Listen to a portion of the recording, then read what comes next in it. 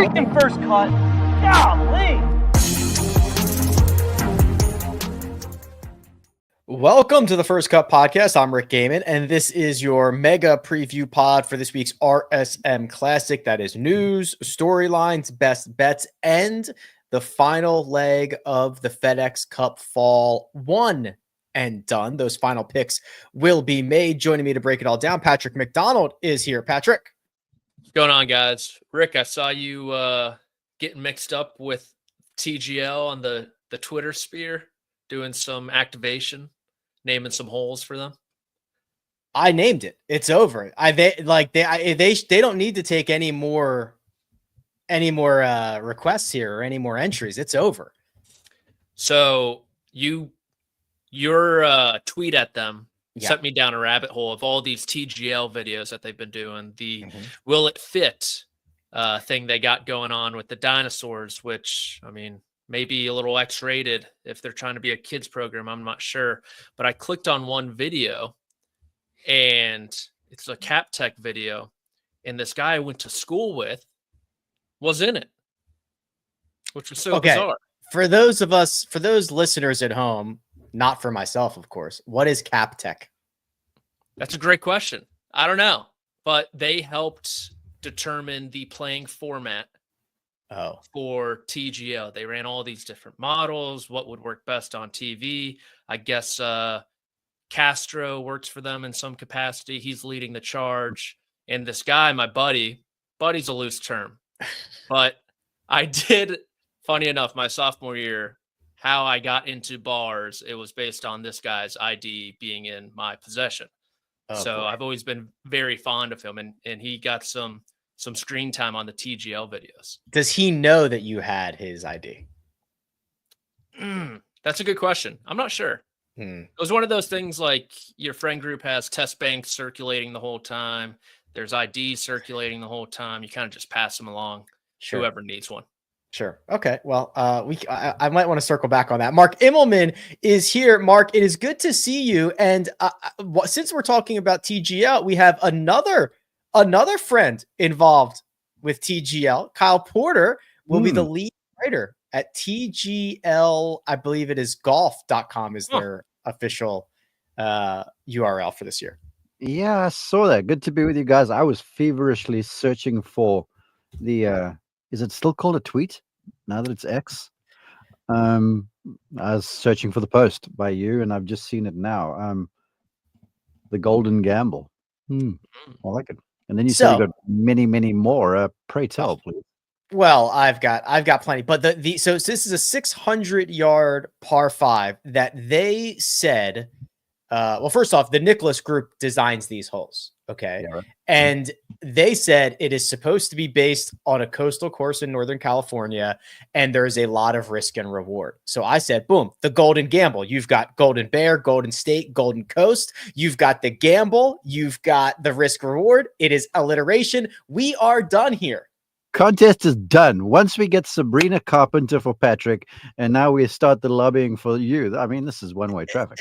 It's over. It's over. So they don't need to look any farther. I've already named that hole for them. But yeah, I guess they are going to name the holes, which are all, I believe, Patrick. Is it true that they're all fictional holes, right? They've all been completely generated just for this purpose. I think you're right. They're slowly releasing the designs on social media. I know some of the architecture groups out there have found some things to nitpick with them, but Golden Gamble, I'm all for it. I'm not totally sure what's going on with Nicholas Designs and Jack Nicklaus. I think there's some turmoil between those two parties, but I like the name, Rick. Hopefully you're onto something. Hopefully you get some tickets, maybe some merch. They do a personality quiz for the team, similar to what Liv did. And I don't want merch. I'm not sure if I want tickets. Can you give me something else, Rick? When you win, how about a one-on-one simulator lesson with one of the players? Yes, but you don't get to choose which player. Yeah, no, thanks. Random. Random. I don't know. The verdict is still out there for me. Not sure Monday night is going to be. I'm going to be consuming simulator golf. I'll tell you what. Well, we will. It'll be here before you know it. So we're gonna find out if Monday nights in January, if Mark is glued to his television. But gentlemen, there is news. There is news. Those proposed changes that we heard making their way around the PGA Tour have been approved for 2026. What does that mean exactly? Well, those tour cards, the exempt status to go from the top 125 players, which is what it currently stands at, to the top 100 with the conditional status moving up from 101 to 125. Korn Ferry tour cards down from 30 to 20. The DP World Tour, they hold strong, resolute. They stay at 10 cards coming from the DP World Tour, and then Q School gets 5 cards as well. Patrick, that's the big chunk of it. There is more in terms of field sizing coming later, but let's talk about cards and jobs that are going to be available for 2026. We touched on this, I guess, a month ago when the report was first released by, I forget who it was, probably Golf Week, if I had to guess, someone over there. And I think generally they're positive changes. Obviously, it's tough to tell someone, hey, you might not have a job next year for doing the exact same thing you did this year, or at least a full-time job. I like how there's a bit of nuance with those exemption categories, 101 through 125. Like if you're 101 through 110, you're probably getting close to a full-time schedule on the PGA Tour. But if you're beyond that, you're going to have that conditional status. So I think generally they're okay. People are going to be upset. You're already hearing players kind of lament about it. Lucas Glover has been very outspoken. He's been outspoken for the past year, it seems like, and I've agreed mostly with what he's had to say. So it's good to have those dissenting opinions just for those guys to bounce off ideas and everything. But look, this is now a league that is propped up by private equity money. And Eamon Lynch came out with a report saying they're cutting millions from the PGA Tour HQ as well. And that's what they're going to do. They're going to try to squeeze out all the redundancies. They're trying to make this more efficient, all those PE buzzwords. And I think this is just kind of one part or one shoe dropping in that regard. I've got those Lucas Glover quotes we'll get to in just a second because they do revolve more around, especially the field sizing and such. But Mark, this is, as Patrick points out, it's less jobs for the same number, if not more players. Yeah. I'm reminded of a quote that goes something to the effect of, if you haven't made any enemies throughout your career, you've never really stood up for anything. And that's I'm reminded of that right now as we go through this, because when we talked about it, I was like, well, my initial reaction to this is, golly, there's going to be a lot of aggravated folks if this does pass. And then, of course, it passes now via the PAC. And so now it's going to be in play for 26. And look, I can see what's being done here. It's kind of like you want the best of the best playing against the best, and you want to see the stars more often. But we just come off a week last week where it was, to me, one of the stories of the year in Bermuda, at the Butterfield Bermuda Championship, with Rafa Campos, who'd missed 13, I think, cuts in a row, then turns around, wins, and the guy is crying inconsolably because those stories are part of the PGA Tour storyline as well. But I get where it's going. I get that the hands have been forced with the money, and I get that fans want to see the best. But the reality of it is, to me, that it's still a membership organization. So I'm keen to see now how this whole thing shakes out, because we have seen with the playoffs being reduced from 125 to 70, that was a really good change, in my opinion. It put some exclusivity in the playoffs. But now when you're reducing 125 exempt to 100, well, that's a different animal entirely. And you're going to leave 25 guys high and dry as they look for somewhere else to play. And I guess it's going to, necessity becomes the mother of invention. And only the fittest, the strongest will survive. But I still feel like there's a place in the game for some of the journeyman professionals, because that kind of what makes the storyline cool.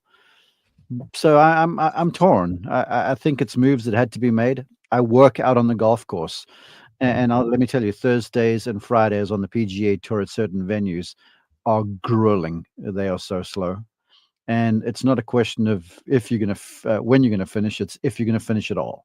And then for Saturday morning, you're scrambling to get the cut made, and then folks playing in the afternoon for television time on the network. So it's the pace of play is real. The players do play slowly. It's terrible, the pace of play. But when you're playing for all this money, let me tell you what, they're not going to go about their craft willy-nilly either.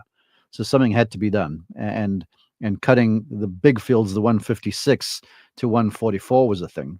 I was really surprised that the Players' Championship has been chopped the way it did, but they were battling light in March anyway. And it's all those early season events where you run low on light. So I have a lot of thoughts. I'm sure there were cooler heads that were discussing this whole thing, but right now I'm kind of in two minds, to be honest with you.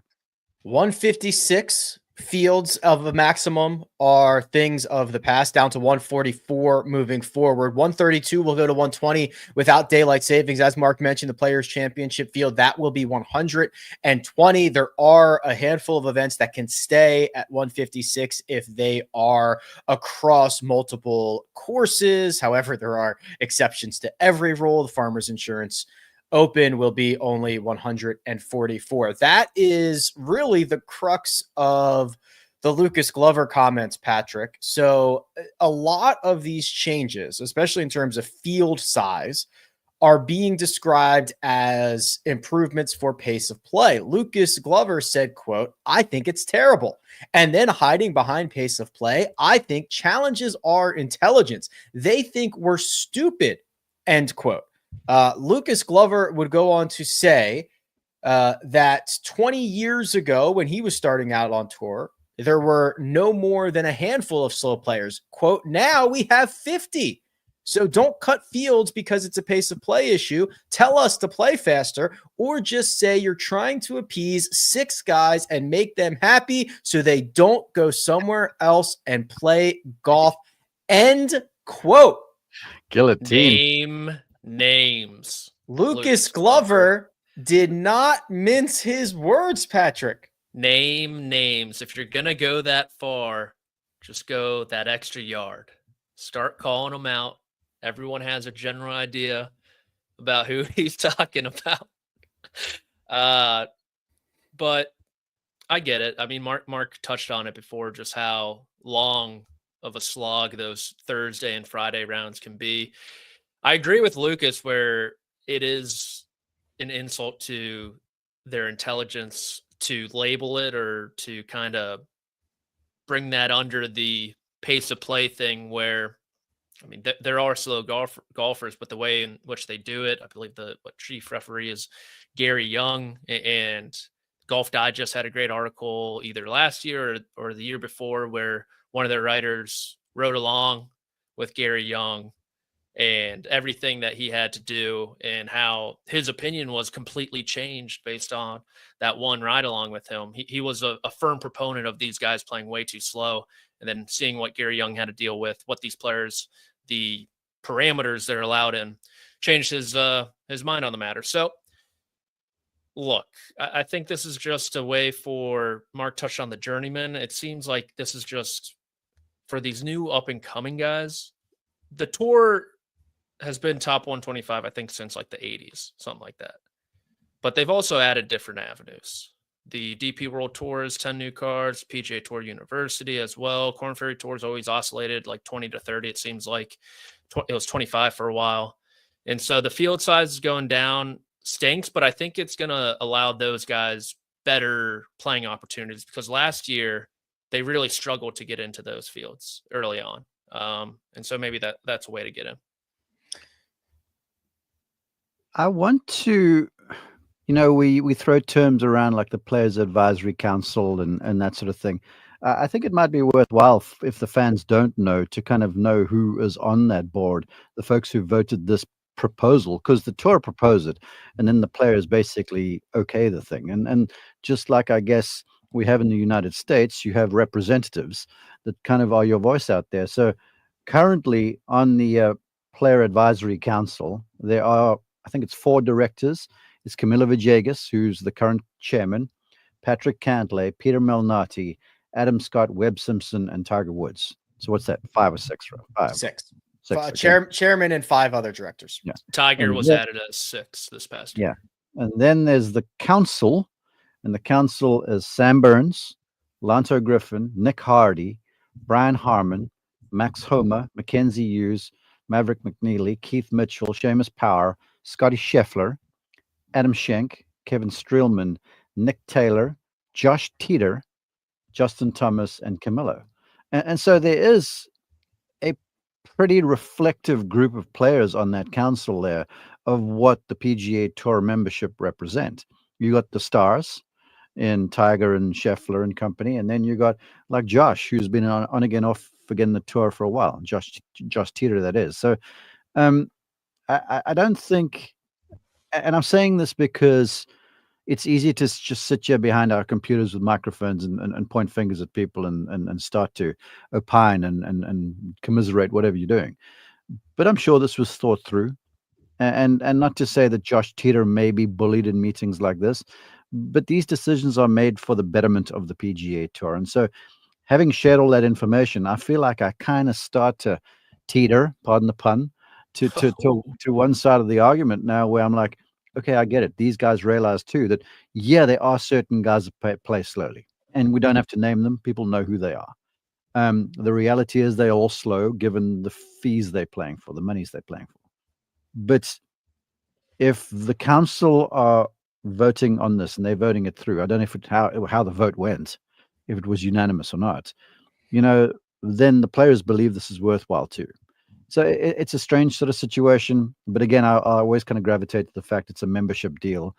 And now for anyone who's aspirant, I guess, wanting to be a PGA Tour professional now you've got to be even better than what you were currently projecting. So it's upping the ante, I guess, and the rising tide, I'm hoping, is going to raise all the boats.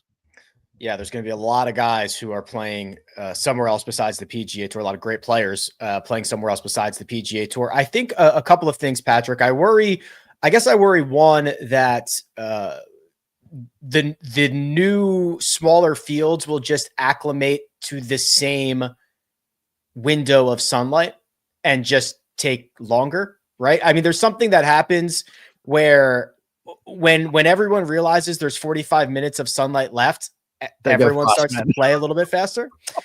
And I worry now that with an extra hour or whatever it is, it's just going to get slower. Okay, forgive me for cutting in here, Patrick. Go. I've been out there when it's the waning light toward the end of the tournament, right? We're going to get this thing in for television at 6:00. And guys are playing now for big money, and they are scampering around the place to get done because they want to be out of there.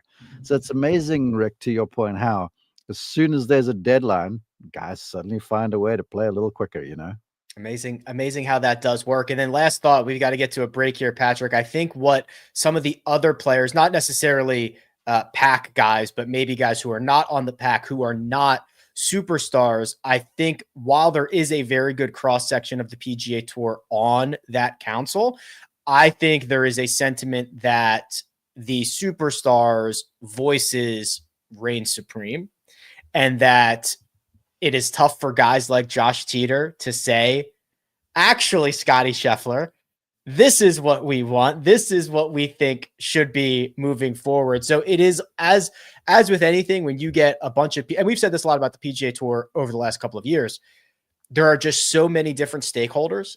And that is the same thing within the pack, within the council, right? You've got guys who want a variety of different things. You're not going to please everybody. And some of those guys on the council signed their own death wish, I'm sure, for the sake of the PGA Tour, for what they believe is best, even though they are on the other end of the talent level. So I really liked what Ben Griffin had to say this afternoon. He talked about how when he was watching the Canadian Open June 6th, a couple summers ago now, how everyone was rushing into the clubhouse to see what Jay Monahan had to say. And Tommy Fleetwood was just on the end of the range. And they're like, why aren't you going? And he goes, I got a tournament to win. And Ben Griffin was like, that's kind of been my mindset ever since. Things are going to change on the PGA Tour. They seem to change every other year or whatever it may be. All he can control is how good he plays. And hopefully more guys take that to heart. Okay, we've got to put a pin in it here. We are going to get to the RSM Classic. We've got our bets and one and done for the week. But first, we're going to take a quick break and hear a word from our partners. CBS Sports HQ, giving you college football coverage unlike anyone else. We're talking Big Ten. Pre- and post-game coverage. Are you encouraged with the way that this team responded? Along with breaking news. A lot of movement in the rankings this week. Highlights and expert analysis. That streak could be in jeopardy here. Sure. What was your main takeaway from this game? How impressive was his domination? That really changed the football game. Let's go ahead and have some more fun. Another wild ending. The chaos continues. Turn to CBS Sports HQ. And we're back. We are going to put a bow on the FedEx Cup Fall with the RSM Classic, an event, Mark, that is played across two different golf courses, the Plantation Course and the Seaside Course in Sea Island. It is a phenomenal venue, and there is a built-in group of professional golfers that play out of there that seem to always come back, and it ends up being a very well-run event and something that I often look forward to, and it's going to mark the end of our FedEx Cup Fall. Yeah, I know you've been to truly, for me, it's one of the great events on the PGA Tour. Where it fits on the calendar, Thanksgiving is right around the corner. You're in that season of fall where down there, even in the Southeast and the Golden Isles, which is fairly close to northern Florida, it can get chilly in the mornings, but the fall time afternoons are lovely. You're coastal, so you get some wind. The golf courses, Plantation the one and Seaside the other. Seaside's tremendous. Plantation's been beefed up by the Love brothers, and the field is good, and the eating down there is great, and the holidays are comfy, and there's a reason why a lot of PGA Tour players and a lot of people in Georgia live down there. It's just a lovely spot, and it's, to me, I think fitting that it finishes the year.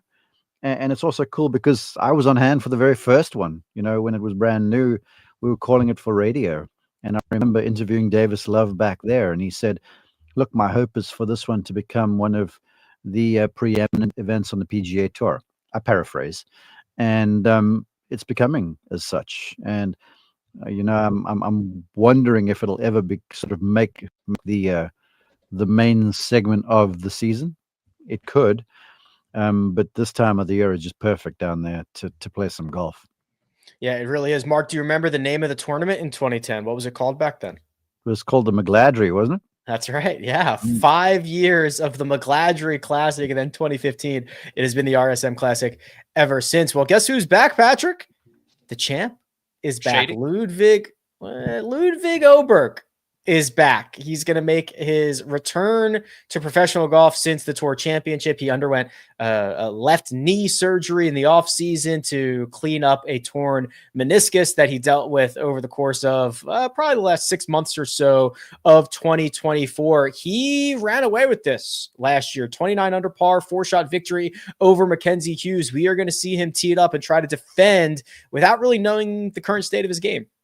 Ridiculous scoring last year. I think he went 61-61 over the weekend. PGA Tour scoring record in that regard. I'm pretty sure they interviewed Mackenzie Hughes late in that final round, and he said something along the lines of, what can I do?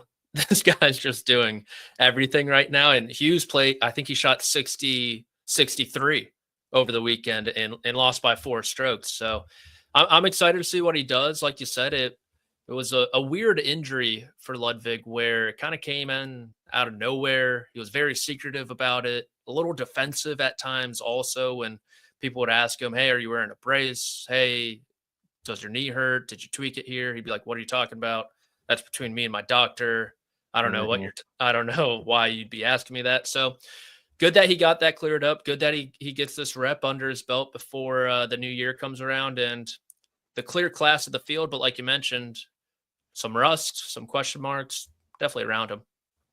Yeah, it is kind of a weird time of year, Mark. So Ludwig obviously out with injury. Brian Harmon had his press conference earlier. He basically said he hasn't played golf or hasn't played much of golf in the last handful of weeks. So we're getting 11 golfers from that are inside the FedEx Cup top 50. So they might not have played a whole lot here in the fall because they did not need to. So we're getting a bunch of those players, but then we're also getting the guys that have played nearly every event in the fall. Ben Griffin's going on event 34 or 35, something outrageous this year. So there's a real kind of interesting mix of players that we're going to have in attendance. Yeah, there is. I think there's a few things to bear in mind. Jake Knapp is another one of those that hasn't played since the playoffs. Trying to get his way in the 51 to 60, those Aeon Next 10, to get in the first two signature events. Reality is, for the lion's share of these players, from next week on, they are finished until basically if they are in the Century. And if not, then sometimes the trip all the way to Hawaii just for 1 week, that's a big trip. So folks typically then start at the American Express. So you're looking at, 7 weeks maybe off for some guys. Some of them will play these other events like Tiger's thing and that Grant Thornton event. But there's going to be plenty of time for the Ben Griffins of the world to kind of decompress, get the body back in shape, have a little off-season break, and then get back to it and start working on the game. But I look at it. The thing that's the thing to me for this event is how at this time of the year, with the way the schedule shakes out, and with who Davis Love is, and with what the golf courses are on the venue, how we've got a quality field that we do. Because if it wasn't because of those factors, you'd have the folks that were trying to earn their card, the folks that are trying to get in the 51 to 60. And then maybe one or two guys trying to get in the top 50 in the world golf rankings. The rest of it would have been folks off the Corn Ferry Tour and stuff. So I look at it as the RSM Classic with a really good field, and it's testament to all the other factors going on. Jake Knapp mentioned there, 64th in the FedEx Cup fall standings. He needs to get to 60th to punch his ticket to the first two signature events. That's Justin Rose's spot, 1,021 points. Jake Knapp at 984, definitely within reach. The top half of that 51 to 60, Patrick, probably safe, right? Mackenzie Hughes, Maverick McNeil, Patrick Rogers, Harris English, Seamus Power. They've got a decent, usually multiple 100-point lead over anybody who is 61 or deeper. It's the next five that might be in more jeopardy. That's Ben Griffin, Tom Kim, Nick Taylor, Nico Echeverria, and Justin Rose. And three of those guys aren't playing. Yeah. Tom Kim, Nick Taylor, and Justin Rose. Yeah, so Rosie's, I guess, I mean, maybe it's, I don't know what his priorities are, but Rose has a 4-point lead over Kevin Yu for spot 60, and he's not playing this week.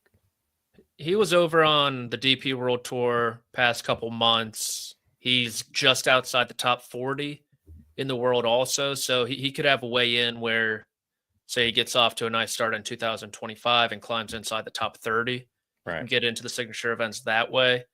Nick Taylor is a little surprising, to tell you the truth, although it really hasn't been good. Maybe he is in the field. I've been getting the fields wrong every week. Francesco Laporta, Rick, was actually in the DP World Tour Championship last week. Somehow, I don't know. So it seems like maybe 3 spots could be interchanged, 4 if all the cards fall into the right place. But you got some guys in decent form right there. Glover at 62. Mark Hubbard just had a nice Sunday in Bermuda to get to 63.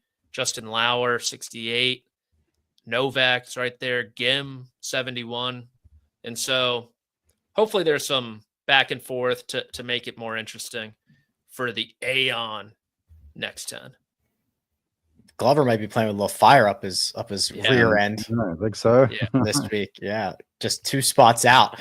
62nd, 7 points behind Justin Rose for that spot. So certainly somebody to keep an eye on. I think, gentlemen, we'll do the wagers. We'll do the wagers in the one and done. That'll give us an opportunity to talk more about some of the names that are in this field. But first, why don't we hit a quick break, Josh, and we'll see you on the other side.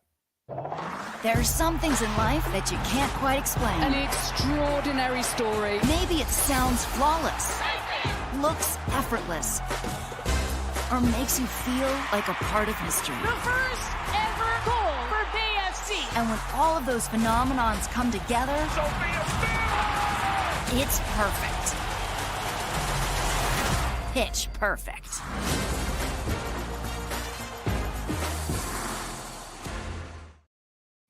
And we're back. It's time for the wagers. If you've never seen this before, we put 50 on a matchup, 30 on the finishing position of our choice, $10 each on two separate outrights. And then Josh gives us a bonus 50. Patrick, what was the resolution of the Steelers game last week? Oh, easy cash. Didn't even sweat it. Yeah, and my fantasy team got drilled because Lamar couldn't score for flip. Yeah. Should have known, Mark. Should have Steelers known. have his number. Yep.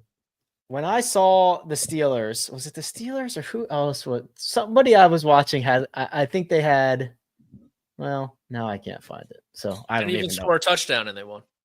Who Just didn't? toying with them? The Steelers. Okay, that's what I was thinking about. I was like, I thought they had 6 or 7 field goals. Yeah, okay. Second time this year they've done that. Oh boy, that's a team that's going nowhere in the playoffs. Team of destiny. Well, we look at that a little bit differently. All right, so here is the grid for this week. We've got some matchups here. I've got myself a 3-ball, but Mark, I'm going to go down to you first, please. If you could start us off with the matchup that caught your attention for the RSM Classic. Yeah, if you were listening on Sunday, I'm sort of going ahead of something I teased back then, given Andrew Novak played so well last week, and he lives down in the St. Simons area. But I've been on hand at this event a couple times here in memory for me, where Patrick Rodgers, the one time he was in a playoff, and the other time he was very much in the thick of it, contending for the title. And if you look, he sort of quietly put together a pretty solid fall. He's a really solid golfer, and I'm still waiting for Patrick Rodgers to kind of break out, truth be told, as are many on the PGA Tour, given his skill set. So I feel like around this place where you got some room to drive it, he's a great ball striker. It really fits his skill set. So at plus 115, I'm taking him over the local boy Novak. Yeah, Andrew Novak likes to play with Ben Griffin around, specifically the Plantation course. That's where Ben holds the course record. I found a little bit of a 3-ball here. That's Davis Thompson at plus 190 over Ludwig. Oh, scary stuff. And Denny McCarthy. I do not like to go against Ludwig, but without knowing what he's been up to, how much golf he's been playing, give me Davis Thompson, who has been playing some stellar golf, especially from tee to green over the course of the last handful of months. And Patrick, you are going to continue to ride a hot hand here. What'd you find? Another Georgia Bulldog, another Sea Island resident, I believe. Grayson Sigg, even money over Justin Lauer. Lauer's been terrific, obviously, but I just think it's gonna top off, right? Every stock tops off and then it goes down. That's where I'm at with Lauer. I'm selling high on him. Sigg's been great. He's been great at this event, which is kind of weird because Sea Island guys have kind of stunk at this tournament. A lot of extracurriculars, I bet, going on in between rounds and at night, hosting people, a lot of time away from the golf course, all that stuff. But Sigg's been able to figure it out. He has back-to-back really good starts here. He's been playing great, not going to overthink it. And at even money, I will take it. Yeah, okay. Patrick is predicting a pullback on that Justin Lauer stock. We'll keep an eye on that. Finishing positions, a pair of top 40s and a top 20. Patrick, I'll bounce it right back to you here. What is your finishing position for the RSM Classic, please? The bubble boy, Wesley Bryan, number 125 in the FedEx Cup, currently in possession of that last PGA Tour card. Top 40 at plus 150. He's had a great fall. Not a great Sunday there in Bermuda. It's fine. A lot of room off the tee, like Mark mentioned. He's someone who, if he does struggle, it's usually because off the tee he's pretty wayward, but wedges are in a good shape. Whole game really is in good shape. And I think for top 40 in this field, it is a steal at plus 150. All right, plus 150 to finish inside the top 40. He has been playing awesome golf. I went with Matt McCarty. He won 2 starts ago. I think he won about 5 starts ago. I think he won about 9 starts ago. I think he won about 13 starts ago. He's got like 4 wins. He wins every third time he tees it up. I'm asking him to finish inside the top 20 at plus 220 for Matt McCarty, one of the newest members of the PGA Tour, thanks to that Battlefield promotion. And then, of course, immediately gets the win. Mark, I like this one. What did you find for your finishing position this week? Well, first off, if you were going for the trend that McCarty is on, why didn't you just go for the top 5 then and go for the big bucks? Well, I'm scared. Okay, right, cool. Yeah, I'm super scared. No, you got to do your gambling thing. You and Patrick. That what's that? You keep doubling down. Well, I keep getting the Martingale. The Martingale system.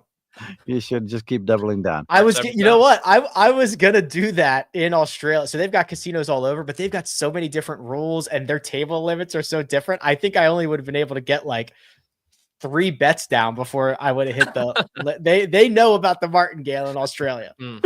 Smart cookies down there. Yeah. Some would disagree, but anyhow, back to my finishing position. Robbie Shelton for a top 40 at plus 230 caught my eye. But I'm looking at sort of converging events here with Sam Ryder. He lives in Jacksonville. Conditions are very, very similar between Jacksonville and the St. Simons area. Similar golf courses, similar fields, similar layouts.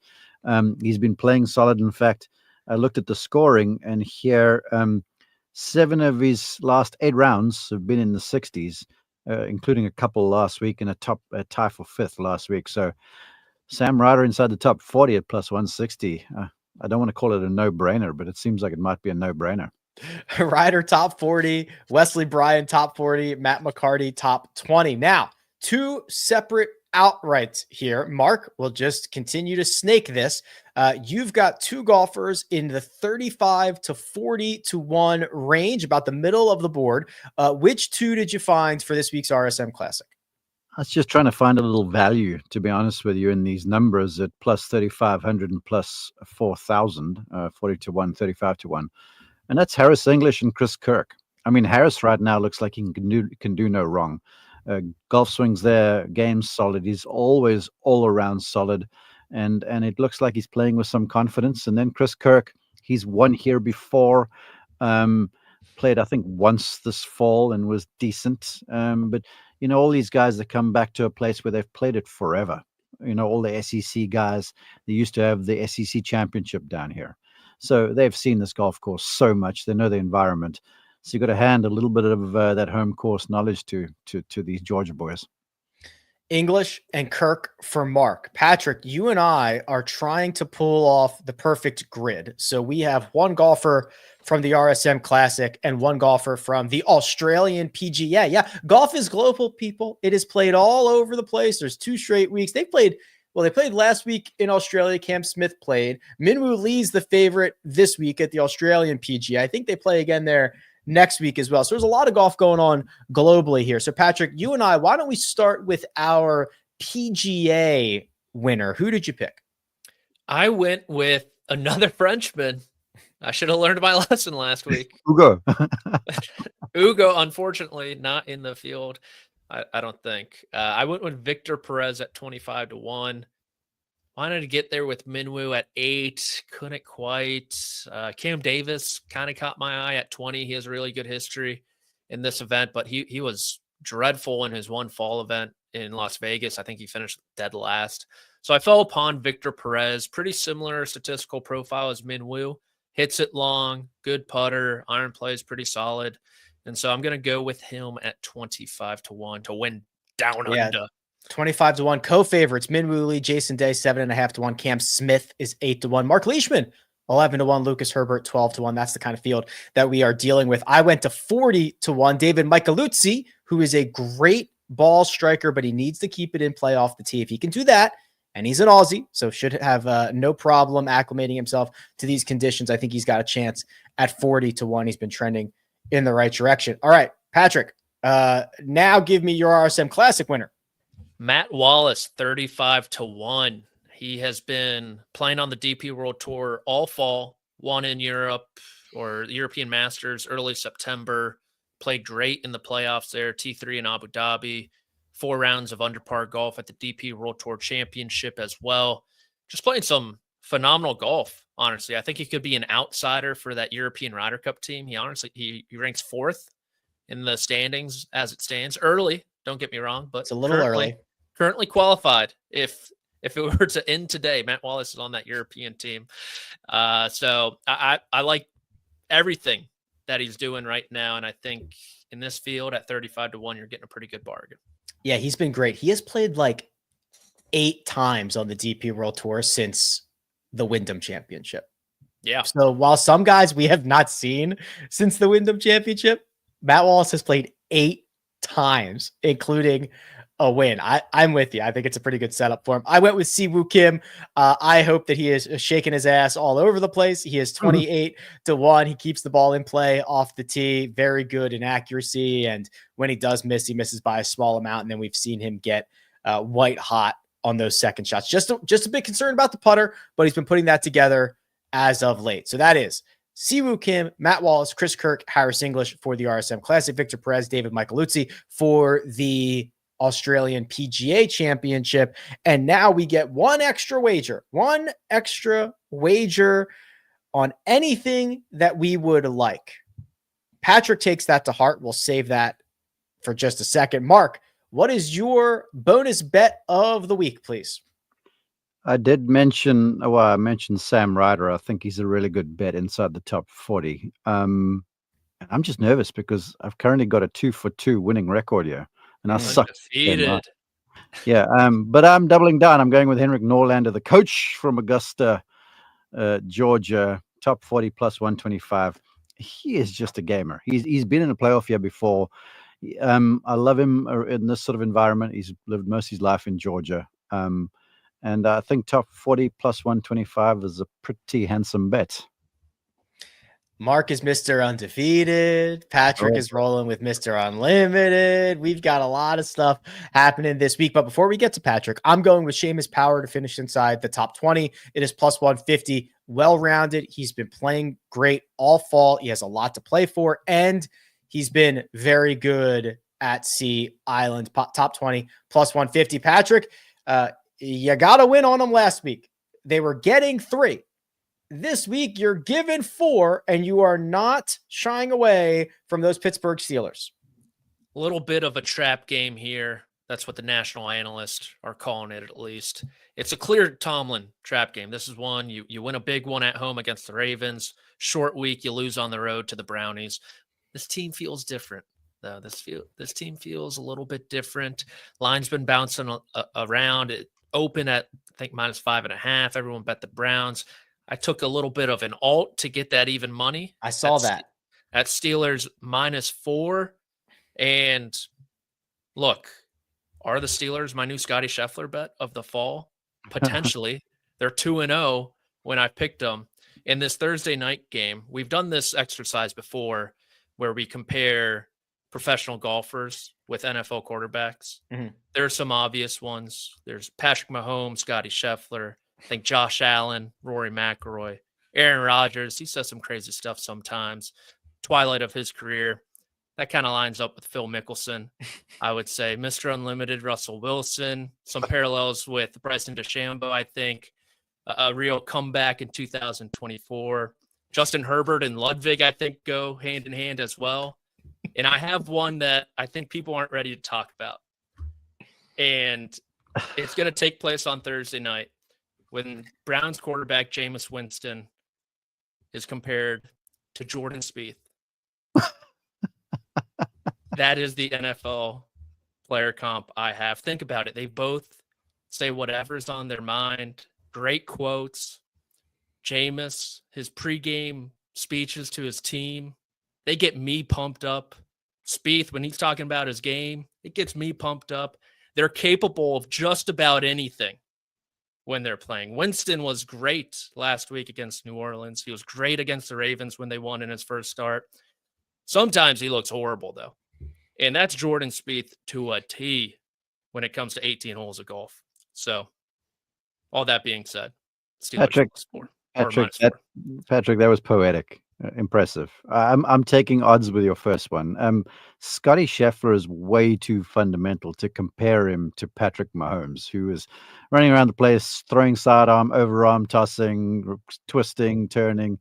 Scotty just walks left, right, kind of down the fairway in his khaki slacks and white hat and just blitzes you with birdies. I don't see that comp. That's fair. More, they're clearly the best at their craft. Okay. All right. I see you.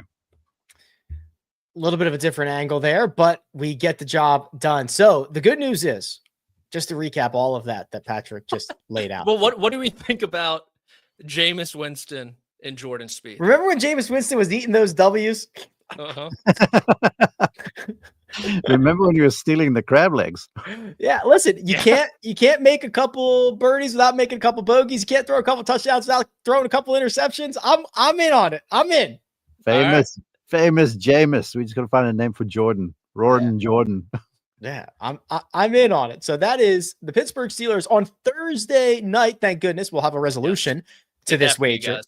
Yeah, thank you very much. The line is 3.5 right now, but Patrick paid the half point to get it to even money. So it's plus 100 at -4. That's why you're seeing that line there if you're really trying to figure it out. So Steelers -4, Norlander top 40, Power top 20 are the bonus bets for the week, which leaves us with just one final thing to do. And that is, of course, the one and done, the final FedEx Cup Fall one and done event. Technically, every single person is still live to win the FedEx Cup Fall one and done. Greg's got more work to do than others. Josh, why don't you release the board? There it is. Greg, who has $191,000 on the year, needs help. He is going to Luke Clanton for that assistance.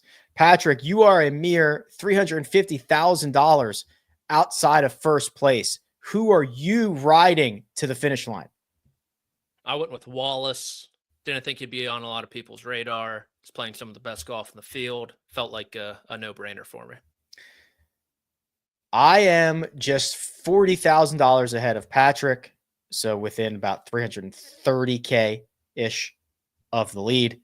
I went with Joe Highsmith. I tried to go with Austin Eckroat. He was a top 50 guy, so I screwed that part up. I'm going Joe Highsmith here. I actually thought about going JJ Spawn, but I wasn't completely convinced that I hadn't used him at like the Valero Texas Open or something earlier this year. So just to be sure, I went with Joe Highsmith. Josh is in the final group. He's going to get to stare Mark in the eyes, and he is only $24,000 away. He's got $857,000. He has gone with Mackenzie Hughes and Mark, trying to fend off everyone, holding the lead at $881,000. Who will help you play defense this week? Well, you've mentioned Mr. Worldwide and Mr. Unlimited, and I'm going for Mr. Consistency. Get these scores over the last 3 PGA Tour events: 67, 66, 67, 69, 68, 69, 69, 68, 70, 67, 68, 71. Those all belong to the evergreen Matthew Kuchar. Homeboy, he just seems like he's found a new lease on life. He's got a bag full of hybrid golf clubs, so he resonates with us oldies who don't hit the irons very long. And the guy's like a marksman. You know, if you put him in the fairway, he goes flag hunting. So I feel like Cooch is going to seal the deal this week. He's just looking so solid, and he just looks like he's so cool with who he is. So come on, let's go, Cooch. Let's do the business. Well, it doesn't get any better than this. Everyone still mathematically alive and 5 different golfers on the board. It doesn't get any more exciting. All the possibilities, all the permutations, all the combinations are available. Mark has gone with Matt Kuchar, $881,000. Josh, Mackenzie Hughes, $857,000. Rick, Joe Highsmith, $551,000. Patrick, Matt Wallace, $512,000. Greg, Luke Clanton, $191,000. Gentlemen, that's all I have. I'm through the outline. Any final thoughts, questions, concerns, comments? Yes? Yeah, Luke Clanton. This is a sponsor invite, right? Yes, it's gotta be. So. Yeah, because he's what, a sophomore? What is he, a junior or senior in college now? I think yes. I think this is a sponsor's invite. Okay, cool. Right, man. He's got his coach is pretty lenient to let him out of school all this time to play all these PGA Tour events, huh? Yeah, I think it's you know. Yeah, you know. Very, very kind, very sweet. Times are changing, apparently. Yeah, exactly. Patrick, any final thoughts? I got nothing now. Unless you want to revisit fake ID gate, but we don't need to do that. I'll save that for another. Any word from Sabrina? Nothing yet, Mark. I think once we get into the flow of the real season, we'll We'll get the face out there, the podcast out there more. People won't be watching the NFL as much. We'll get there. Makes sense. Your tint looks better today, though. That's just what I'm saying. Thank you. Yeah, no, I hit the tanning booth actually this past weekend. I can see it now. You know, they cut to Taylor Swift at every NFL game. They're going to be cutting to Sabrina Carpenter Greenside, you know, at the Farmers Insurance Open with Patrick. Greenside watching us podcast. Yeah, watching us podcast. Yeah, exactly right. Cheering the other note, for those of you who are like, hey, where's the DFS preview this week? Guys, what's happening? Like, Rick, what's happening? It's coming up. We had the salaries came out very, very late yesterday. We had to push. So we're going to do it this afternoon. It'll be live on YouTube at 4:30 p.m. Eastern time. And of course, on demand after that, but didn't want anyone to think that we'd forgotten about it. It is just coming at a different time. Okay. I think that'll do it. Producer Josh does all the hard work behind the scenes. Patrick McDonald at P McDonald CBS. Mark Immelman at Mark_Immelman. You can find me at Rick Run Good. This has been The First Cut. We'll catch you next time.